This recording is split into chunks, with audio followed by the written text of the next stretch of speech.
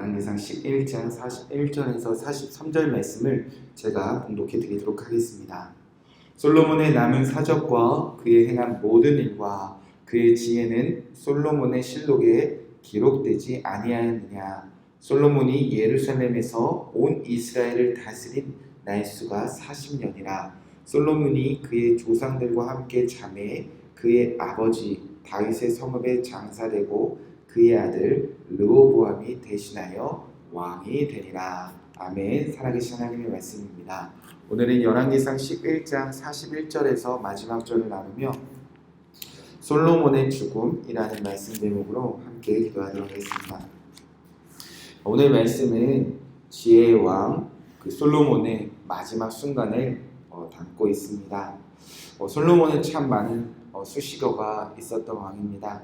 하나님이 사랑하는 왕, 또 하나님이 주신 지혜의 왕, 그 지혜로 이스라엘을 재판하고 다스린 왕, 여호와의 성전을 건축한 왕, 다윗성을 건축한 왕, 가장 큰 부귀와 영화를 누린 왕. 자, 솔로몬은 참 많은 수식어를 가지고 살았습니다. 그의 생전에 참 많은 일을 감당하고 또 많은 업적을 남겼습니다. 그런데 솔로몬의 그 죽음, 그 마지막 앞에선 그가 가졌던 수많은 수식어에 비하여 참 초라하게 생을 마감해 보입니다. 자, 41절 말씀에 보면 솔로몬의 남은 사적과 그의 행한 모든 일과 그의 지혜는 솔로몬의 실록에 기록되지 아니하였느냐. 자, 사실 성경에 기록된 것보다 솔로몬의 행적, 또 솔로몬이 행했던 일들, 그가 얼마나 큰 지혜를 가졌는지 쓸만한 사건들과 또 이야기들이 참 무궁무진하게 많다는 것입니다. 그런데 이제 솔로몬의 죽음 앞에서 더 많은 솔로몬의 사건들, 또 행한 일들, 그의 지혜가 궁금하다면 성경은 어떻게 하라고 말하고 있는가? 솔로몬의 실록에 기록되어져 있지 않느냐라고 묻고 있습니다. 어떤 의미냐면 더 많은 것을 알고 싶다면, 솔로몬이 더 궁금하다면 성경이 아니라 솔로몬의 실록, 그 왕의 이야기를 기록된 그 책을 참고하라는 것입니다. 자, 어떤 의미냐면 성경은 더 이상 솔로몬에 대하여 자세하게 쓰는 것을 이만 멈추겠다라는 뜻입니다. 왜 성경은 더 이상 솔로몬에 대하여 쓰지 않는가? 얼마나 많은 일들을 했고 더 많은 지혜의 이야기들이 많은데 왜 더 이상 성경에 쓰지 않겠다는 뜻으로 마지막을 마치고 있는가? 자, 솔로몬이 하나님을 사랑하는 일을 멈추었기 때문입니다. 솔로몬이 이방 여인을 사랑하다가 결국 하나님을 버리고 다른 신을 섬기기 시작했기 때문입니다. 수많은 신들로 여호와의 성전 앞을 더럽혔기 때문입니다.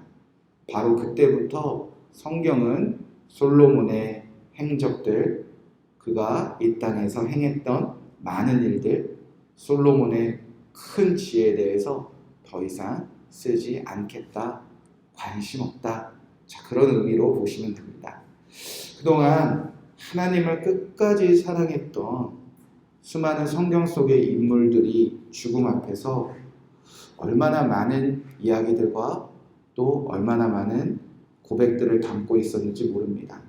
하나님이 끝까지 사랑한 다윗, 아브라함, 야곱, 요셉, 모세, 오히려 그들은 죽음을 앞두었을 때 하나님은 그들의 이야기를 더 주목하고 계셨고 그들의 고백을 더 주목하고 있었던 성경의 기록들이 많습니다.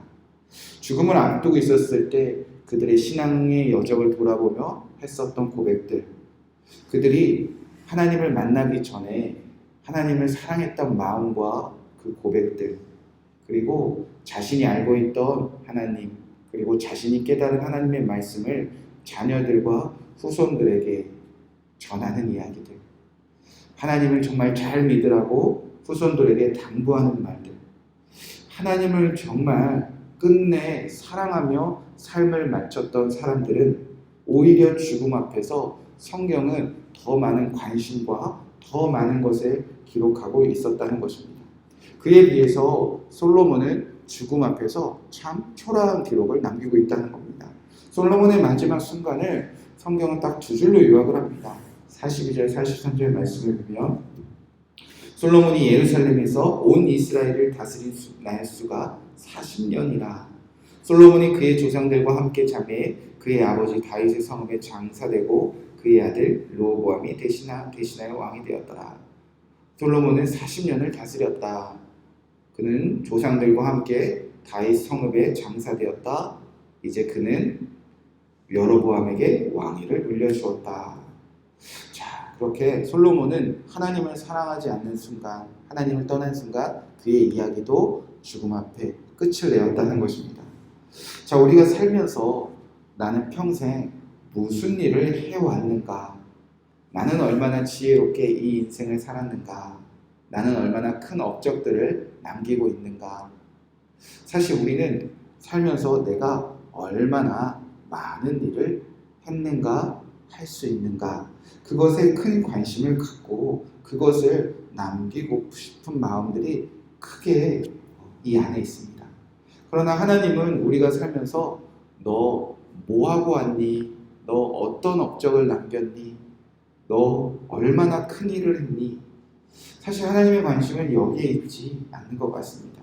하나님은 우리가 살면서 너 얼마나 나 사랑하다 왔니? 너 얼마나 나만 사랑하고 왔니? 너 끝까지 나 사랑하고 왔니?